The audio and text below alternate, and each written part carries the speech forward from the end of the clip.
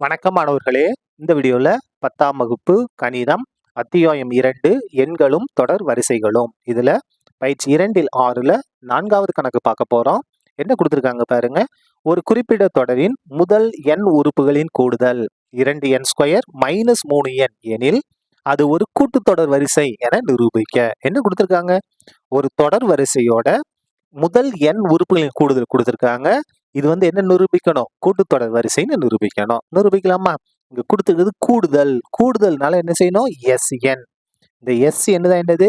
2n² - 3n. சரியா? இப்ப பாருங்க, ஒரு முதல் 4 இது கண்டுபிடிச்சிக்கலாம். முதல்ல n-க்கு 1ன்னு பிரதியிடுங்க.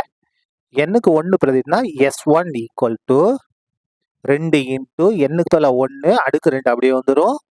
3 இன்ட்டு n-க்கு பதிலா 1 ஈக்குவல் 2 அப்படியே வந்துடும். 1 ஸ்கொயர் பண்ணா 1 தான், மைனஸ் 1 3 3 ஈக்குவல் 2 1 2 மைனஸ் 3 அப்படியே வந்துடும். அப்போ பாருங்க, வேற வேற குறி கழிக்கணும். 3ல 2 கழிச்சா 1, பெரிய நம்பருங்களா மைனஸ், அதனால -1. இதான் என்னது?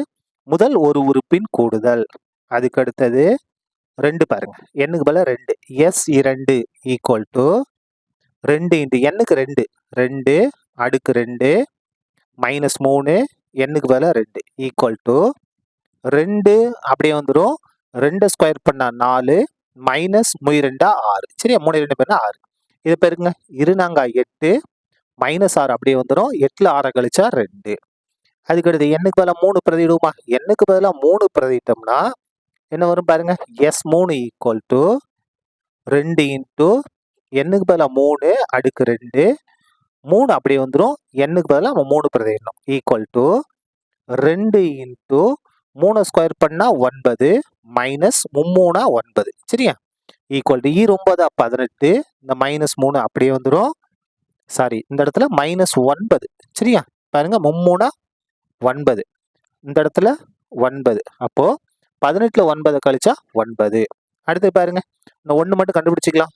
n ஈக்குவல் 4 4 எடுத்து பிரதியிடலாமா? அப்போ S4 ஈக்குவல் 2 இன்ட்டு n-க்கு பதிலா 4 அடுக்கு 2 -3 n-க்கு பதிலா 4 ஈக்குவல் 2 இன்ட்டு 4 ஸ்கொயர் பண்ணா 16 -3 4 பேர்னா 12. இது பண்ணுங்க, 2 16 32 -12. அப்ப என்ன வரும்? 20 வரும். அதாவது முதல் ஒரு உறுப்பின் கூடுதல் -1, முதல் 2 உறுப்புகளின் கூடுதல் 2, முதல் 3 உறுப்புகளின் கூடுதல் 9, முதல் 4 உறுப்புகளின் கூடுதல் 20. இதோட இருக்கட்டும். இப்ப நமக்கு என்ன வேணும்னா டேர்ம் உறுப்புகள் வேணும். அப்ப பாருங்க, therefore இந்த இடத்துல முதல் உறுப்பு அப்படின்னா என்னன்னா S1 தான். S1 தான் முதல் உறுப்பா இருக்கும், -1. அதுக்கு அடுத்தது ரெண்டாவது உறுப்பு வேணும்னா S2ல இருந்து S1 மைனஸ் பண்ணணும். சரியா? S2ஓட மதிப்பு 2 மைனஸ் பண்ணணும் S1. S1ஓட மதிப்பு என்னது? -1 ஈக்குவல் 2 மைனஸ் மைனஸ் பேருனா +1 மாறிடும். 2 1 கூட்டா 3. இதான் என்னது? ரெண்டாவது உறுப்பு. அதுக்கு அடுத்தது மூணாவது உறுப்பு வேணும் அப்படின்னா என்ன செய்யணும்னா S3ல இருந்து S2 மைனஸ் பண்ணா நமக்கு மூணாவது உறுப்பு கிடைக்கும். அப்ப S3ஓட மதிப்பு 9 மைனஸ் பண்ணணும் S2. S2 என்னது? 2. அப்போ 9ல 2 கழிச்சா 7. அதுக்கு அடுத்து பாருங்க, நான்காவது உறுப்பு வேணும் அப்படின்னா S4ல இருந்து S3 மைனஸ் பண்ணணும். அப்ப பாருங்க, S4 நான்காவது உறுப்பு என்னது? 20.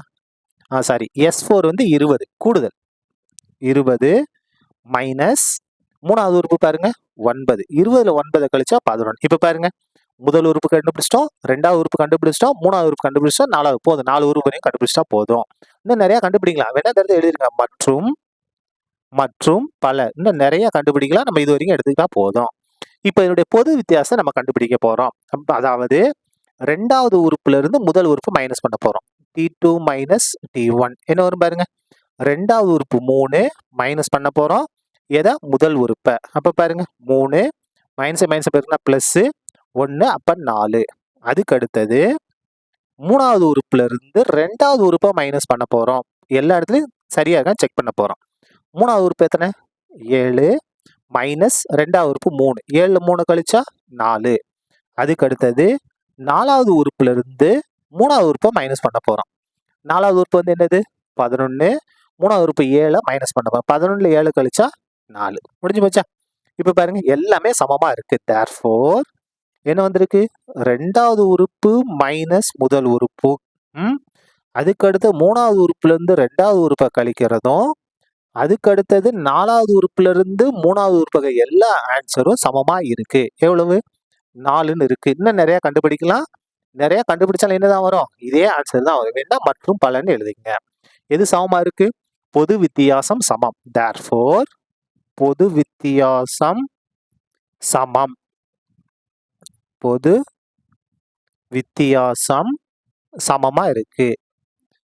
therefore இது ஒரு கூட்டுத்தொடர் வரிசை ஆகும். இது ஒரு கூட்டுத்தொடர் வரிசை ஆகும். சரியா? கூட்டுத்தொடர் வரிசை தான் நிரூபிக்க சொல்லியிருந்தாங்க.